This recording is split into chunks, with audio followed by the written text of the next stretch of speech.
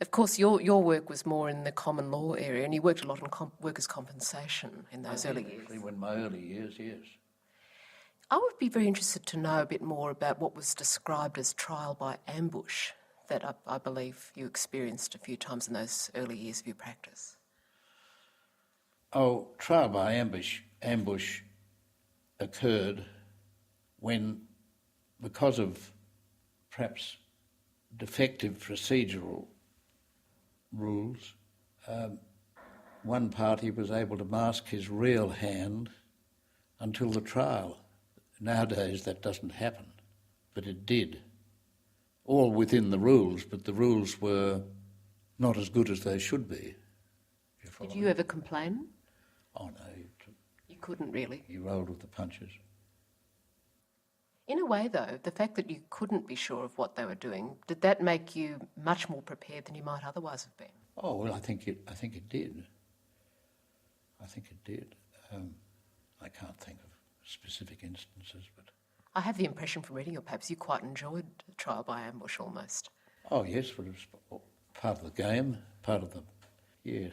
What have you read that gives you that impression? I suspect a bit of not knowing what to expect, in a sense. It's hard to sort of give you the exact words, but something to do with, all right, I'll be super ready for this, no matter what. Well, a bit like a boxing opponent that you're not quite sure of. Yeah, you had to be. During the 50s, when did you begin to form the idea that you might also like to enter politics?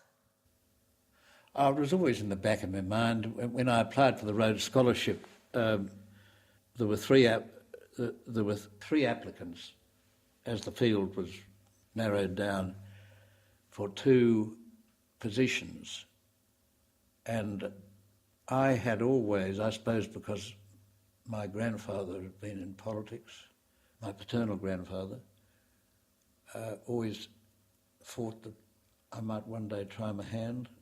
And the opportunity came in 1963 when John Carrick, who was the General Secretary of the New South Wales Division, asked me to consider standing for parks in the inner western suburbs of Sydney, Earlwood, Croydon Park, Campsie, Hurlston Park, an electorate that had been held by Liz Halen for 20 years, 43 to 63.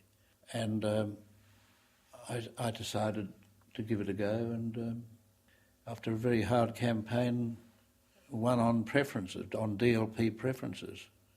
But it was always something in the back of my mind. I was interested that the bar in those days was described as the nursery for politicians. It no longer is. I know.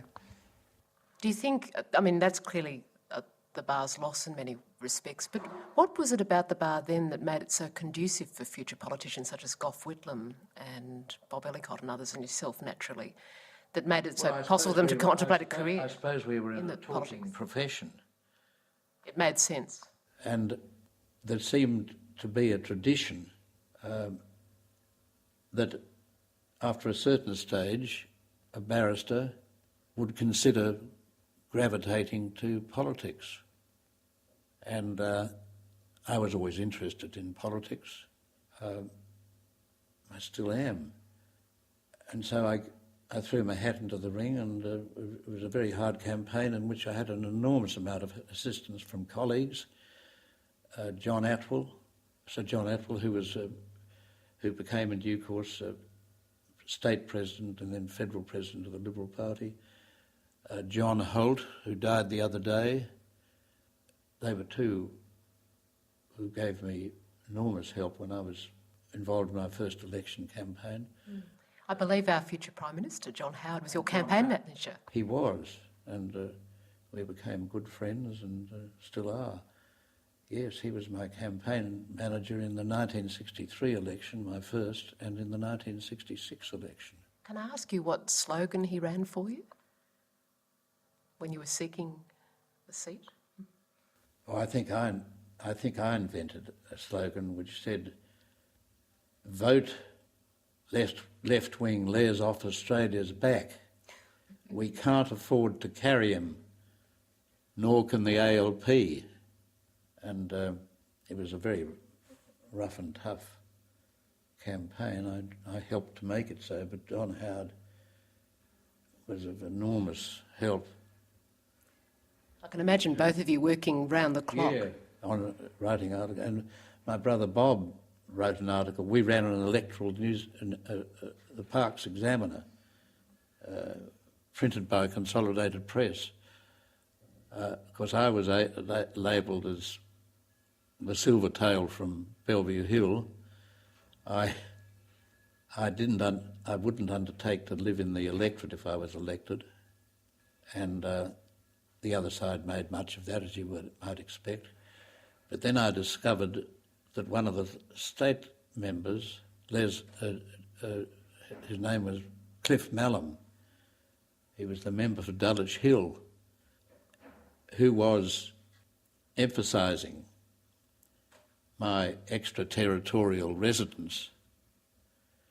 I found out that he lived by the beach at Cronulla, so that was a suitable riposte. Now, it was a rough campaign, but...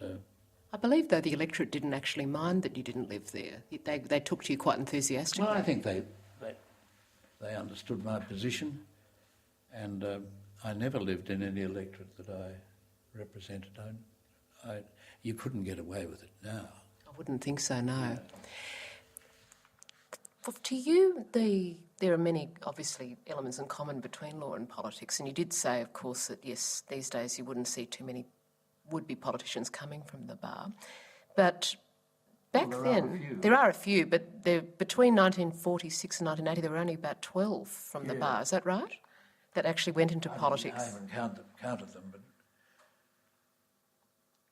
What to you are the major differences, if you like? Political life is, despite the similarities in some ways between law and politics, there are very considerable differences. The process is so different. Yeah. Were you in any way disillusioned by aspects of working in politics, or did you find you really did find your feet in that area just as much as you did in the law? I don't think my feet were as firmly implanted in politics as they were in the law. Although, when, of course, I went into Parliament, I'd just taken silk.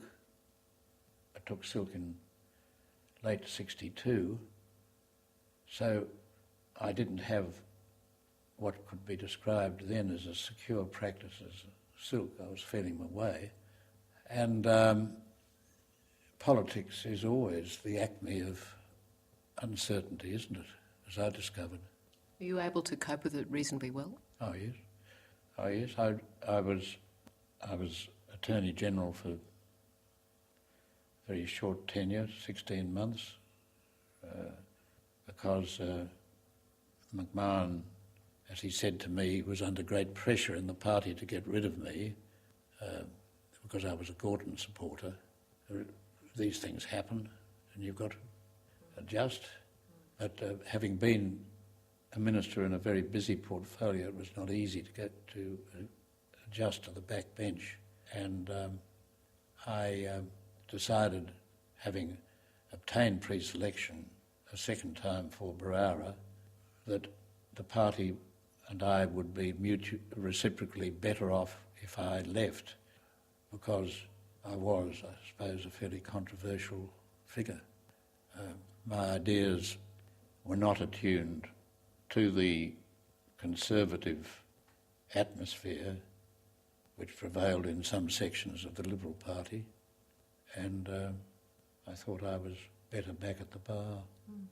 I think I've got my resignation speech to the Barara Federal Electoral Conference. I don't think I brought it with me, but I said to them, look, after much reflection, I think the party and I would be reciprocally better off if I left and went back to the bar.